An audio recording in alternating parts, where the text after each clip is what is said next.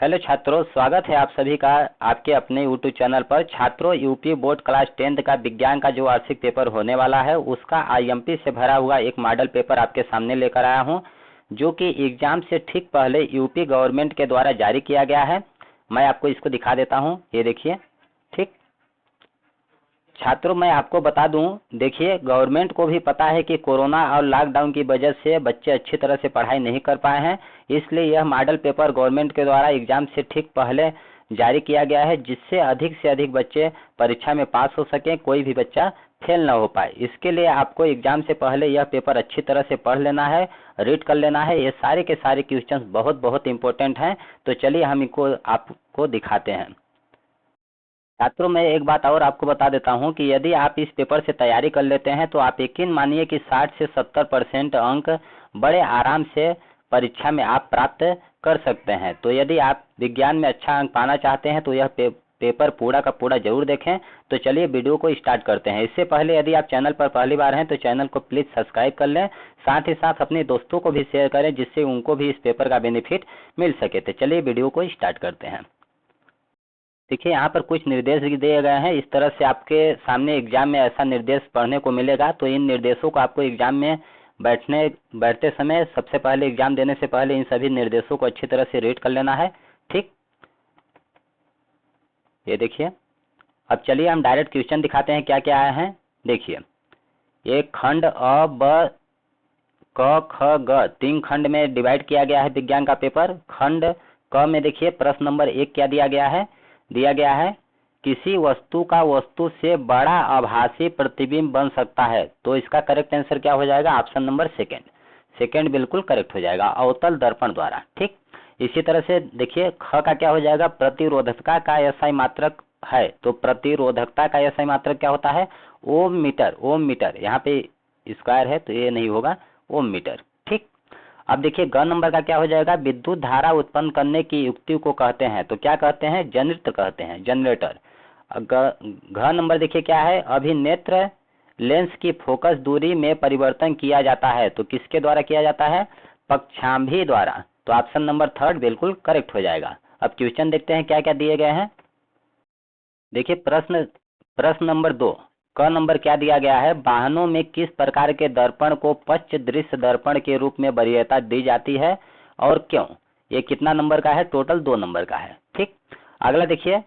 तो आपको मैं बता दूं कि यदि आपके पास किसी भी प्रकार का आंसर सर्च करने वाला आपके पास छात्रों जो भी गाइड हो या फिर अवतार का हो या मास्टरमाइंड हो, आपको इन प्रश्नों का उत्तर वहां से सर्च कर लेना है, देख लेना है।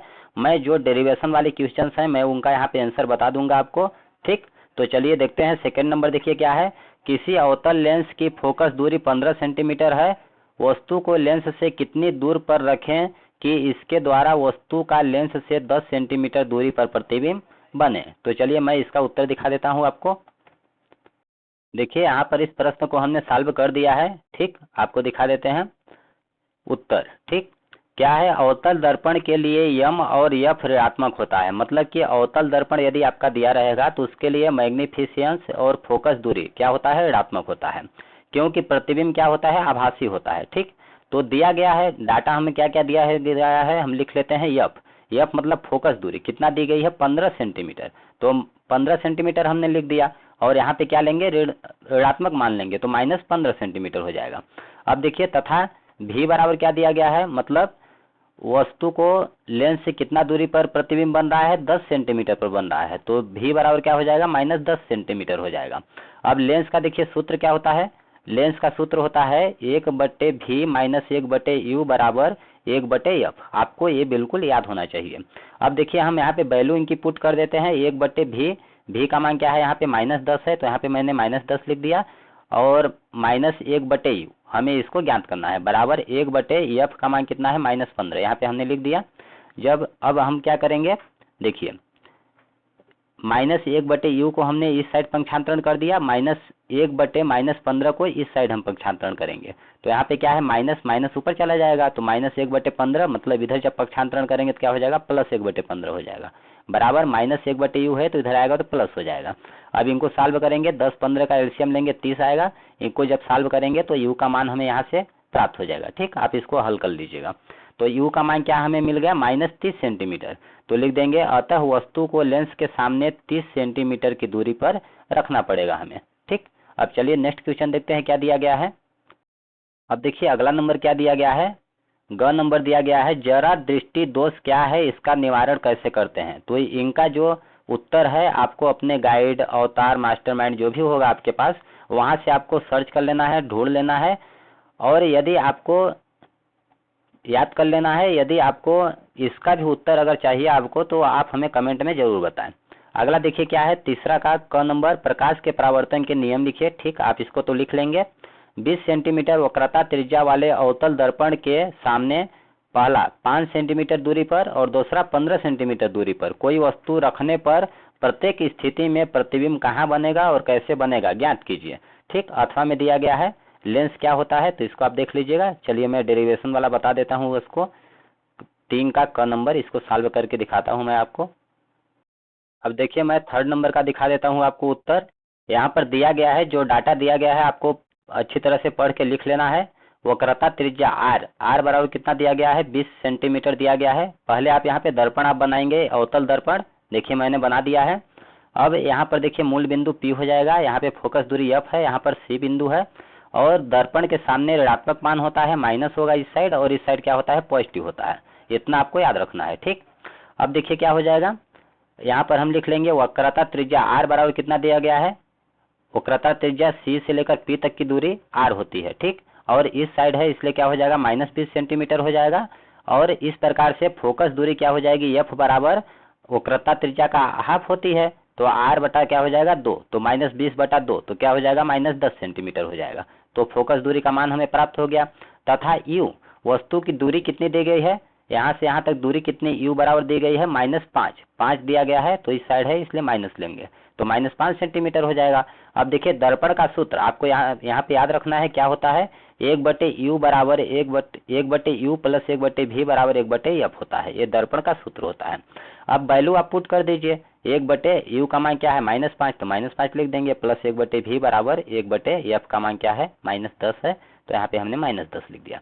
अब यहाँ पे सॉल्व करेंगे तो क्या हो जाएगा, 1/V बराबर क्या हो जाएगा, माइनस यहाँ है तो ऊपर चला जाएगा, -1/10, और इस साइड माइनस है तो इस साइड आएगा तो क्या होगा, प्लस होगा, प्लस 1/5 हो जाएगा।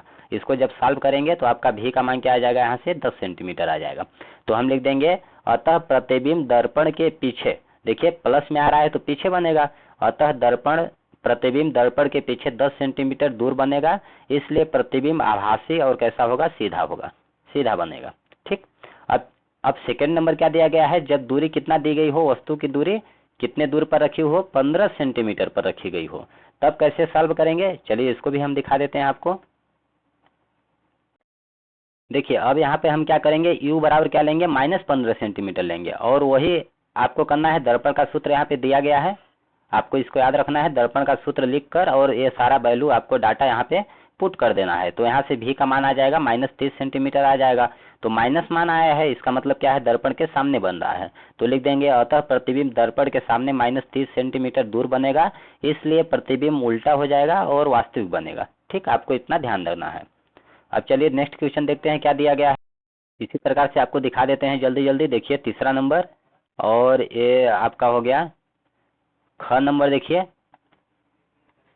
यदि किसी चालक का प्रतिरोध किन कारकों पर निर्भर करता है, दिए गए पदार्थ के किसी L लंबाई तथा A मोटाई के तार का प्रतिरोध 4 ओम है, इस पदार्थ के किसी अन्य तार का प्रतिरोध क्या होगा जिसकी लंबाई 1/2 तथा मोटाई 2A है। ठीक, आपको इसको सॉल्व करना है। अथवा में देखिए दिया गया है, विद्युत विभवांतर की परिभाषा तथा मात्रक लिखिए। ठीक, विद्युत विभवांतर का आपको परिभाषा लिखना है, उसका मात्रक लिखना है, और आगे दिया गया है 10 ओम, 20 ओम तथा 30 ओम के प्रतिरोध यदि पहला कंडीशन समांतर क्रम में जोड़े गए हों, दूसरा श्रेणी क्रम में जोड़े गए हों, तो समतुल्य प्रतिरोध की गणना कीजिए। तो चलिए हम इसको हल करके दिखाते हैं कैसे हल किया जाता है। देखिए थर्ड नंबर यहाँ पे हमने सॉल्व किया है, क्या हो जाएगा उत्तर। विद्युत विभवांतर क्या होता है, सबसे पहले इकाई धनावेश को एक बिंदु से दूसरे बिंदु तक ले जाने में किए गए कार्य को उन दो बिंदुओं के बीच का विभवांतर कहते हैं। जैसे मान लीजिए यहाँ पे एक बिंदु है, यहाँ पे एक बिंदु है, तो इनके बीच को हम क्या कहेंगे, विभवांतर, किए गए कार्य को विभवांतर कहेंगे, आप समझ लीजिएगा। अब विद्युत विभवांतर क्या होता है, विद्युत विभवांतर का एसआई मात्रक क्या होता है, वोल्ट होता है, इतना आपको याद रखना है। अब यहाँ पर देखिए डाटा हमें क्या क्या दिया गया है, दिया गया है R1 प्रतिरोध, पहला प्रतिरोध R1 बराबर कितना दिया गया है 10 ओम, R2 बराबर 20 दिया गया है, R3 बराबर 30 ओम दिया गया है। ठीक, अब पहला कंडीशन क्या है, समांतर क्रम में जब जोड़े गए हों, तो समांतर क्रम में जब प्रतिरोध जोड़े गए हों तो समतुल्य प्रतिरोध क्या होता है, 1/R बराबर 1/R1 plus 1/R2 plus 1/R3, आपको इसको याद रखना है, ये फार्मूला है। ठीक, आप वैल्यू आप पुट कर दीजिए 1/R बराबर 1/10 प्लस 1/20 प्लस 1/30। जब इसको सॉल्व करेंगे आप, इनका एलसीएम लेके 60 आ जाएगा, जब सॉल्व करेंगे तो R 1/R का मान आ जाएगा 11/60 ओम। ठीक, इतना तो आपको आता ही होगा। अब चलिए सेकंड देख लेते हैं, जब श्रेणी क्रम में जोड़े गए हों तब समतुल्य प्रतिरोध क्या होगा, आपको दिखाते हैं हम। देखिए जब श्रेणी क्रम में जोड़े गए हों तो क्या होता है, समतुल्य प्रतिरोध क्या होता है, R बराबर R1 plus R2 plus R3, simple सा तीनों को हम ऐड कर देते हैं, तो R बराबर क्या हो जाएगा 10 प्लस 20 प्लस 30, इनका हमने डाटा यहाँ पे पुट कर दिया, इस तरह से R बराबर हो जाएगा 60 ओम, ये आंसर हो जाएगा। ठीक, तो ये बहुत ईजी क्वेश्चन है, आपको इसको अच्छी तरह से देख लेना है।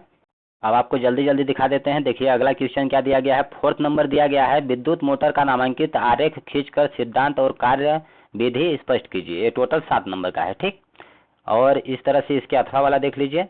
अब खंड ख में देखिए पहला नंबर, प्रश्न 5 का पहला नंबर दिया गया है, zinc plus copper sulphate, zinc sulphate plus copper रासायनिक अभिक्रिया किस प्रकार की है, तो यह किस प्रकार की अभिक्रिया है, इसका करेक्ट आंसर हो जाएगा आपका ऑप्शन नंबर बी। ठीक, सेकंड नंबर विस्थापन अभिक्रिया। इसी प्रकार से ख नंबर देखिए क्या है, जल की कठोरता को हटाने के लिए निम्नलिखित में से किसका उपयोग किया जाता है, ये भी 1 नंबर का है, इसका करेक्ट आंसर हो जाएगा सेकंड नंबर धावन सोडा। ठीक, आगे दिखाते हैं आपको। अब देखिए 3rd नंबर क्या दिया गया है, ग नंबर, निम्न में से किस यौगिक में OH एक क्रियात्मक समूह है, तो इस प्रकार से आपको आएगा, तो इसका क्या होता है आल, आल क्या हो जाएगा ब्यूटेनाल, ऑप्शन नंबर बी बिल्कुल करेक्ट हो जाएगा। इसी प्रकार से 6 नंबर देखिए क्या है, क्वेश्चन आपको रीड कर लेना है और इसको आपको पास अवतार मास्टरमाइंड जो भी हो वहां से इनका आंसर खोज के आपको अच्छी तरह से याद कर लेना है। ठीक, 7 नंबर देख लीजिए, IUPAC नाम लिखना है इनका। और इसी प्रकार से 8वां नंबर देख लीजिए, 8वां का अथवा दिया गया है। अब ग नंबर, खंड ग, यहाँ पे देख लेते हैं, आपको ऑब्जेक्टिव दिए गए हैं, इनका आंसर हम आपको बता देते हैं। प्रश्न नंबर 9 का, निम्न में से कौन सा मानव में मादा जनन तंत्र का भाग नहीं है, तो इसका करेक्ट आंसर क्या हो जाएगा, कौन सा नहीं है, ऑप्शन नंबर 3rd हो जाएगा शुक्रवाहिका। ठीक, अगला नंबर दिया गया है, जीवाश्म ऊर्जा का स्रोत है, तो इसका करेक्ट आंसर क्या हो जाएगा, ऑप्शन नंबर 3rd कोयला। ठीक, अगला दिया गया है, पवन चक्कियों का उपयोग किन कार्यों को करने में होता है, तो इसका करेक्ट आंसर क्या हो जाएगा, यांत्रिक कार्य, ऑप्शन नंबर 1st बिल्कुल करेक्ट आंसर हो जाएगा। आगे देखते हैं हम, आगे देखिए क्या दिया गया है, घ नंबर दिया गया है, वे पदार्थ जो जैविक प्रक्रम द्वारा अपघटित हो जाते हैं कहलाते हैं, तो इनको क्या कहते हैं हम लोग, जैव निम्नीकरण, ऑप्शन नंबर ए बिल्कुल करेक्ट आंसर है। ठीक, इसी तरह से आप अगला देख लीजिए, 10 नंबर देख लीजिए। ठीक, आगे दिखाते हैं आपको। 11 नंबर क्वेश्चन देखिए दिया गया है, इनको आप खोज के लिख लीजिएगा। 12 नंबर दिया गया है, 12 नंबर देखिए, मानव पाचन तंत्र का नामांकित चित्र बनाकर अमाशय और क्षुद्रांत में होने वाली पाचन क्रिया का वर्णन कीजिए। अथवा में क्या दिया गया है, पादपों में परिवहन से आप क्या समझते हैं, पौधों में जल, भोजन तथा अन्य पदार्थों के स्थानांतरण को स्पष्ट कीजिए। ठीक, तो इस तरह से आपके पेपर में टोटल 12 प्रश्न आएंगे, जो कि टोटल 70 मार्क्स के रहेंगे, 70 नंबर के रहेंगे। तो इन सभी प्रश्नों को एग्जाम में जाने से पहले आपको एक बार अच्छी तरह से पढ़ लेना है, ये क्वेश्चन बहुत बहुत ही इम्पोर्टेंट है। छात्रों, ये मैं आपको एक बात और बता दूं कि यदि आप इसका PDF पाना चाहते हैं तो हमारे टेलीग्राम चैनल को ज्वाइन कर लें, जिसका लिंक इस वीडियो के डिस्क्रिप्शन में दिया गया है, हम आपको वहां प्रोवाइड कर देंगे। साथ ही साथ यदि आप एग्जाम से पहले पेपर आपका यदि वायरल होता है, लीक होता है कहीं से हमें मिलता है, तो हम आपको उसका PDF भी टेलीग्राम पर प्रोवाइड कर देंगे। ठीक, तो आप अभी के अभी हमारा टेलीग्राम चैनल ज्वाइन कर लें। एक बात और मैं आपको बता दूं कि यूपी गवर्नमेंट के द्वारा एग्जाम से ठीक पहले एक मॉडल पेपर और जारी किया गया है।